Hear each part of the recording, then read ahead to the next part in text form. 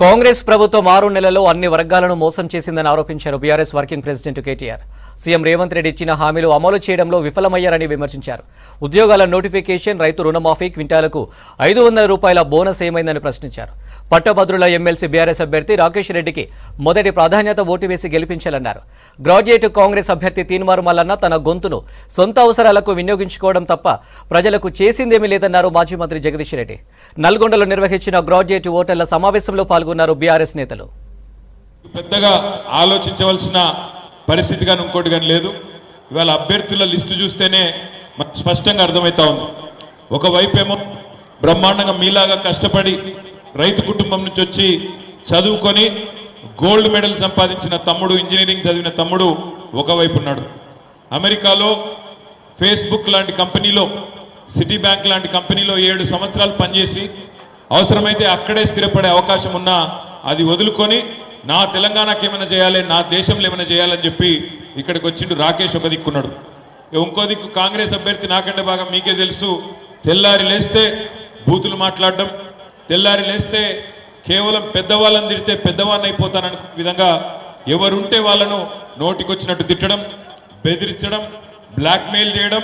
ఇవాళ ప్రవీణ్ అన్న చెప్పినట్టు 56 కేసులు, 74 రోజులు చెంచల్గూడలో జైలు అనుభవం.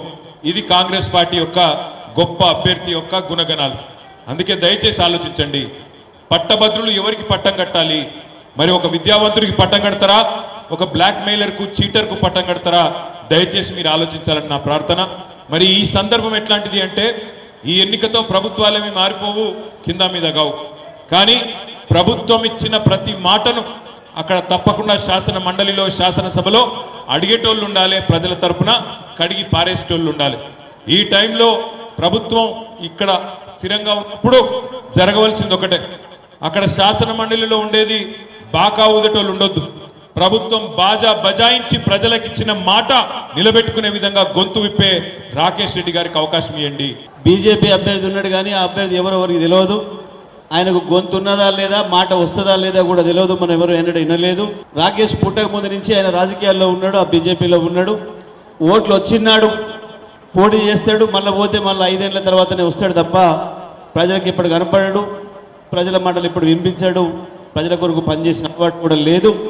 ఇక ఇంకొక అభ్యర్థి, కాంగ్రెస్ అభ్యర్థి ఏమో తనకున్న గొంతును తన సొంత అవసరాలకు వినియోగించుకోవడానికి, అవతల వాళ్ళను బ్లాక్మెయిల్ చేయడానికి బూతులు మాట్లాడడం తప్ప, రాకేష్ రెడ్డి మాట్లాడితే మీరు విన్నరు అర్ధగంటగా ఒక అక్షరం కూడా ఎక్కడ కూడా ఒక తప్పు మాట కానీ ఇంకోటి కానీ అభ్యంతరకరమైన మాట కూడా లేదు. కానీ కాంగ్రెస్ అభ్యర్థి మాట్లాడితే ఒక్కటైనా వినడానికి కావాల్సిన మాట ఉంటుందా లేదా ఒకసారి ఆలోచన చేసుకొని అభ్యర్థుల మధ్యన తేడా ఏందో గమనించి మీరందరూ కూడా నిర్ణయం